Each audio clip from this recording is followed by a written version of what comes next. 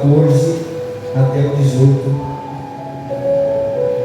a qual diz-nos assim a palavra do Senhor: Mas aquele que beber da água que eu lhe der, nunca mais terá sede, porque a água que eu lhe der fará nele uma fonte a jorrar para a vida eterna.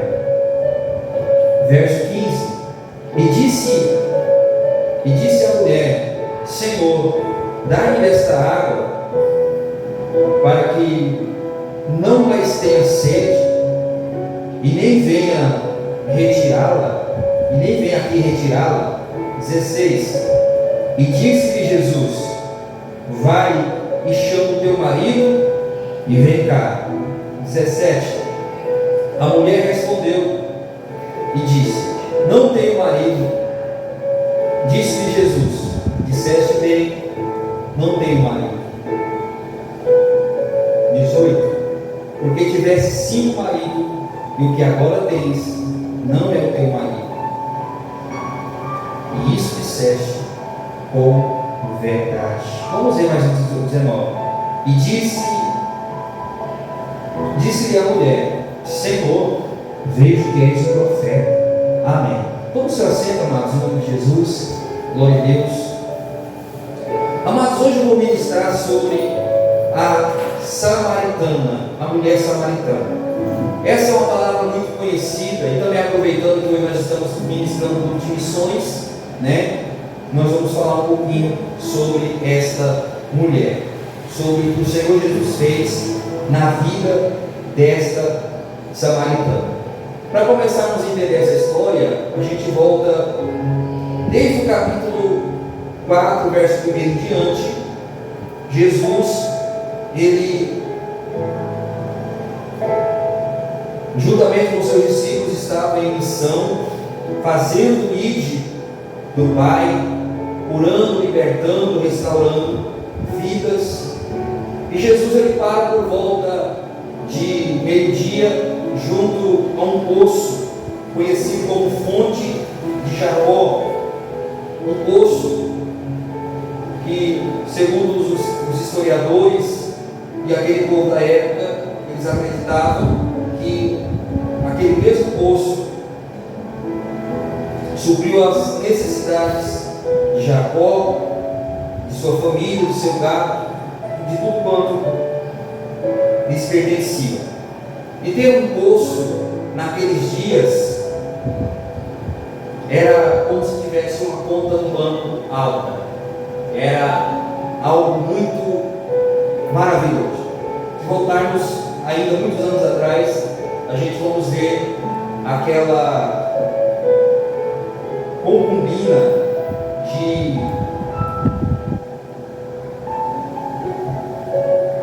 de Abraão, chamada Agar. Agar também, uma certa feita, ela sai da casa de sua senhora e Deus mostra ela um poço, e aquele poço foi, vamos dizer assim, a fonte de renda dela e de seu filho, né? E seu filho virou brecheiro, então isso é uma outra história. Mas a gente vê a importância do poço, né? A importância do poço. A gente sabe que ninguém vive sem água, entendendo? Ninguém vive sem água, todos nós precisamos desse bem, né? Que é a água. E Jesus, cansado fisicamente da viagem, ele se assenta junto àquele poço. E também havia vamos dizer assim, virou como se uma tradição, era uma discórdia, mas foi passando-se os anos e virou como se uma rivalidade. O povo judeu e o povo samaritano, eles não se comunicavam, eles não se falavam, vamos dizer assim, era um povo que não conversava, era um povo que estava de mal com o outro, vamos dizer assim. Isso há muitos e muitos anos isso. E a gente sabe que Jesus, ele veio para quebrar todos os paradigmas, Jesus veio para quebrar toda e qualquer discórdia e promover a paz. Jesus, ele é o cumprimento de todas as profecias, e a gente sabe que o alvo de Jesus é salvar. Jesus não fazia a sua própria vontade, ele fazia a vontade do Pai Celeste. Quem está entendendo? E Jesus olha para os seus discípulos e diz: os seus discípulos vão à cidade comprar comida, Jesus se assenta junto àquele poço e fica ali, vamos dizer assim, como quem não quer nada. Jesus fica junto àquela fonte, junto àquele poço, e de repente essa mulher chega, essa samaritana chega, e ela chega para tirar água para seus afazeres, lavar a louça, etc. e outras coisas, né? E Jesus pede água para aquela mulher, e aquela mulher olha para Jesus, vê o perfil dele e diz: esse é um judeu. Existe uma tradição, existe, vamos dizer assim, como se uma lei, mas não lei instituída por Deus, por homens, que os judeus não se comunicam, não se falam, não se cumprimentam. E ali Jesus pede água para aquela mulher, mas Jesus pede água para aquela mulher com intenção de dar a ela, porque Jesus nunca quer nada de nós, Jesus ele quer sempre nos dar. Quem está entendendo isso aqui, diga glória a Deus. Jesus nunca quer nada de você, nada de mim, Ele quer nos dar. E o mais importante que Ele quer nos dar, pergunta o que? É a salvação, é o direito de entrar na cidade pelas portas. Quem está entendendo, diga glória a Deus. Então Jesus pergunta para ela, pede a ela, dar-me desta água. Ela olha para Jesus e diz: como pode você, o judeu, pedir a mim, que sou mulher samaritana, que sou samaritana? Não sabe que os judeus não se comunicam com os samaritanos, não se conversam, não se cumprimentam? Jesus olha para ela e diz assim: se você soubesse quem está te pedindo, era você que me pediu, e eu te daria a água da vida. E ela olha para Jesus e fala assim: o Senhor não tem nem corda, nem balde, como o Senhor vai pegar a água e me dar? Onde existe essa água viva? Jesus olha para ela e diz no verso 14: aquele que beber desta água, tornará a ter sede, mas aquele que beber da água que eu lhe der, nunca mais terá sede. Pelo contrário, a água que eu lhe der se fará dele uma fonte que salta para a vida eterna. E essa fonte, essa água, igreja, é o Espírito Santo de Deus, é a salvação, é a presença de Jesus em nós. Porque a Bíblia diz, o apóstolo Paulo diz, que nós somos selados com o Espírito Santo. Quem está entendendo? Nós somos selados com o Espírito Santo. O Espírito Santo é a garantia que estaremos um dia com Jesus. Quem está entendendo? Então Jesus, ele disse àquela mulher: a água que eu tenho para te dar é muito melhor. E o que a gente aprende aqui? Olha o que a mulher disse: Senhor, dá-me dessa água, para que eu não mais tenha sede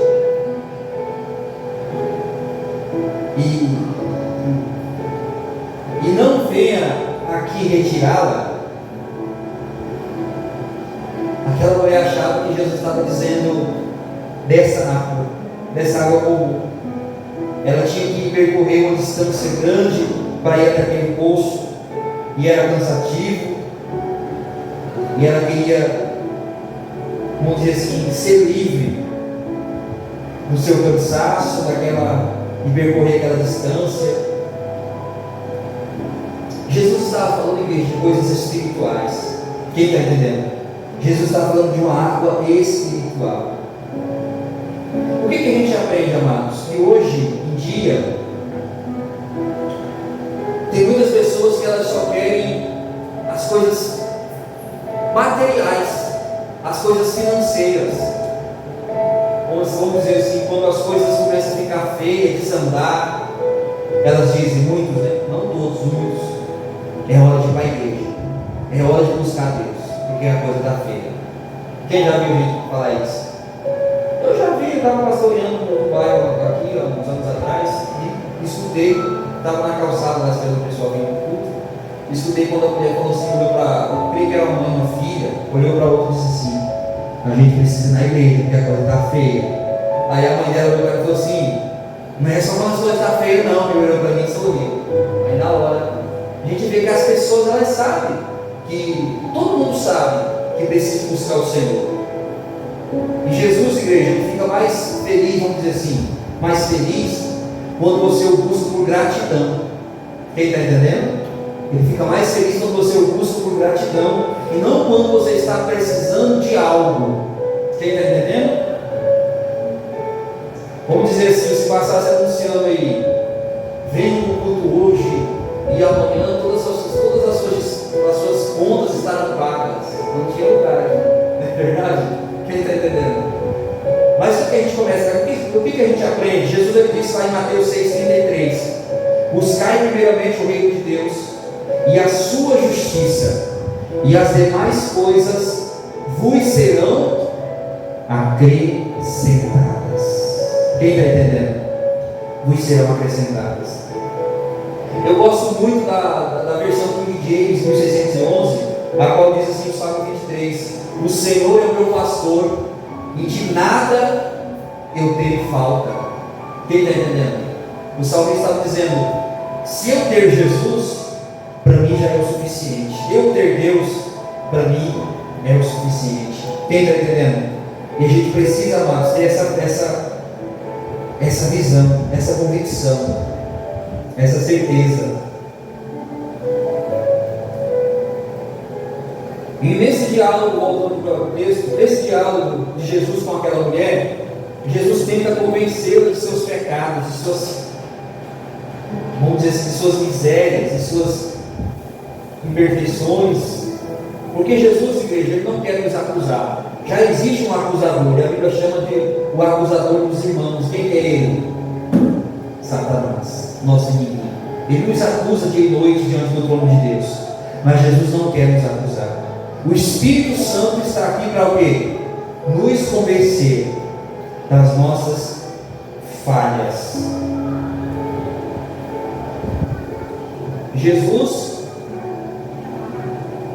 ele queria que aquela mulher fosse realmente liberta. Jesus, ele fala assim, disse: vai, chama o teu marido. Por que Jesus disse aqui?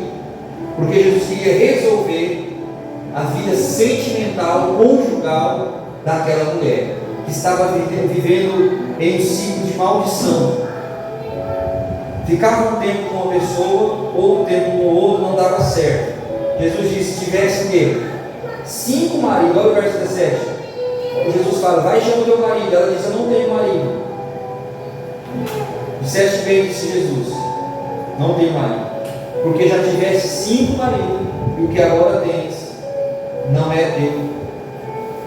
Aí ela disse: isso disseste bem, disseste com verdade.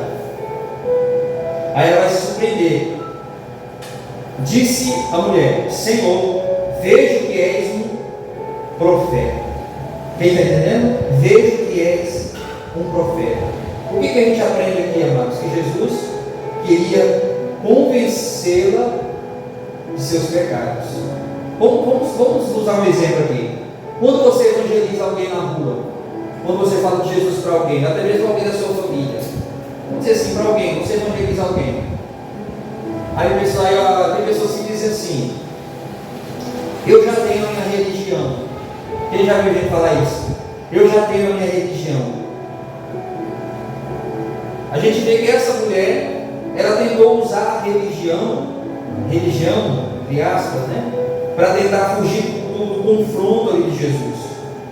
Jesus revela a vida dela, ela reconhece que Jesus é um profeta até aqui, e agora ela tenta fugir do assunto, dizendo, verso 20: nossos pais adoraram neste monte, e vós dizeis que em Jerusalém é o lugar onde se deve adorar. Aqui ela já vem com um discurso de religião. Hoje em dia, muitas pessoas, elas querem fugir do confronto. Elas falam, você fala de Jesus para ela, você fala que ela precisa de mudança, entregar a vida dela para Cristo, se arrepender. E elas dizem: eu estou indo na igreja, eu vou uma vez na semana, eu sou católico ou espírita, não sei. E elas tentam fugir do confronto. Porque Jesus, Ele quer que nós nos arrependemos. Quem está entendendo? Arrependimento, mudança. Ela tenta fugir do confronto usando a religião. Ela diz: os nossos pais adoraram neste monte, e vós dizeis que em Jerusalém é o lugar de onde se deve adorar. Olha o que Jesus fala no verso 21. E disse-lhe Jesus: mulher, crê-me que a hora vem, e que nem neste monte e nem em Jerusalém adorarei ao Pai. Aí ele diz: vós adorais o que não sabeis. Nós adoramos o que sabemos, porque a salvação vem dos judeus. Aí Jesus acrescenta: mas a hora vem, e agora é, em que os verdadeiros adoradores adorarão ao Pai em espírito e em verdade, porque o Pai procura os tais que assim o adorem.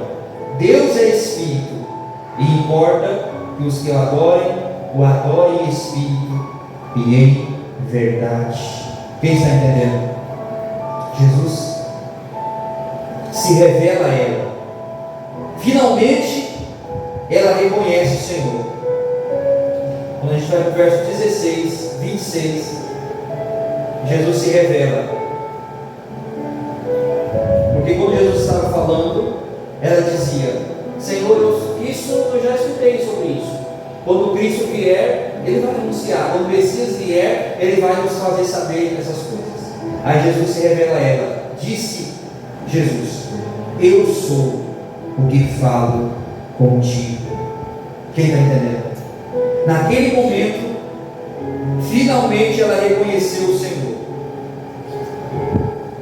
Quem está entendendo? E aquele que reconhece o Senhor Jesus, aquele que o aceita, esse bebe da água viva. Quem está entendendo?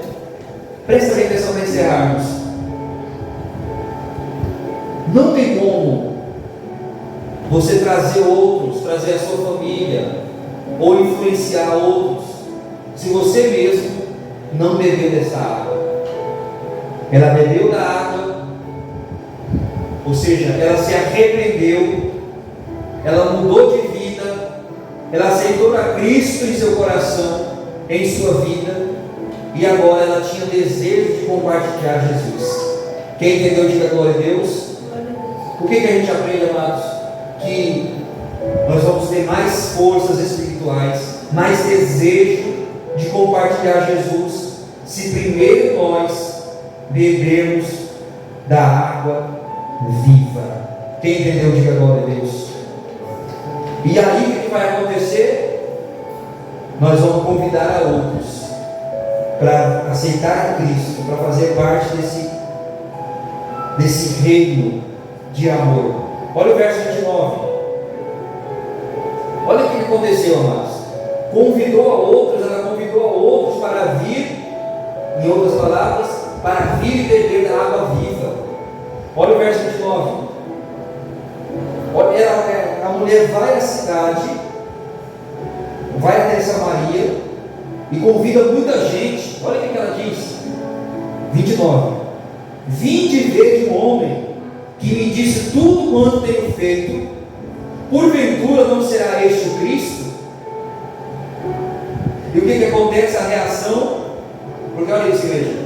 Quando Cristo está em nós, repercute em outros. Você entendeu? Quando Cristo está em você, vai repercutir. As pessoas vão olhar e vai dizer: não é porque você está falando, é porque eu estou vendo em você, nas suas atitudes, no seu caráter. Quem está entendendo? Porque às vezes só a gente falar não vai adiantar. Quem entendeu? As pessoas. Tem um grande homem, um homem de Deus, que ele diz assim, que nós somos. É forte isso. Ele diz assim, esse grande homem de Deus: o mundo não lê a Bíblia, o mundo lê o cristão. Você entendeu isso? O mundo é aquelas pessoas que não aceitaram a Cristo, elas não leem a Bíblia, elas vão ficar observando eu e você, o nosso caráter, as nossas atitudes. Por que Jesus disse que nós somos o sal da terra e a luz do mundo? É porque nós fazemos a diferença. Quem está entendendo? Olha o verso 30. Olha o que acontece aqui quando a mulher vai e anuncia Cristo, mas primeiramente ela recebeu, ela bebeu da água viva e agora ela vai compartilhar. Olha isso. Saíram, pois, da cidade e foram ter com ele. Saíram da cidade e foram ter com Jesus. Olha o que diz o verso 39, para você ver isso aqui. Verso 39, olha que forte.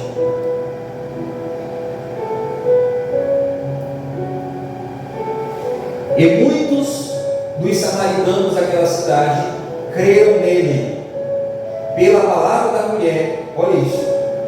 E muitos dos samaritanos daquela cidade creram nele, pela palavra da mulher, que testificou. Ele disse-lhe tudo quanto tenho feito. Olha o verso 40. Indo, pois, ter com ele, os samaritanos rogavam-lhe que ficasse com eles, e ficou ali 2 dias. Olha o verso 41. E muitos, olha isso, e muitos mais creram nele por causa da sua palavra. Olha o 42. E diziam à mulher: já não é pelo que disseste que nós cremos, mas porque nós mesmos temos ouvido e sabemos que este verdadeiramente é o Cristo, o Salvador do mundo. É forte. Quem está entendendo, diga glória a Deus. Este verdadeiramente é o Cristo, é o Salvador. Então a gente vê que o que valeu aqui para essa, dizer assim, essa cidade, essa aldeia vir aos pés de Jesus. Muitas pessoas viram aos pés de Jesus. Essa multidão viu aos pés de Jesus. Valeu a conversão dela genuína, a palavra dela testificando, e agora essas pessoas foram convencidas pelo que elas viram e ouviram. Amém, amados? Então que possamos sermos exemplo de salvação, de transformação na nossa família, na nossa casa, e que outros tenham desejo de servir a Cristo, de conhecer Jesus através de nós.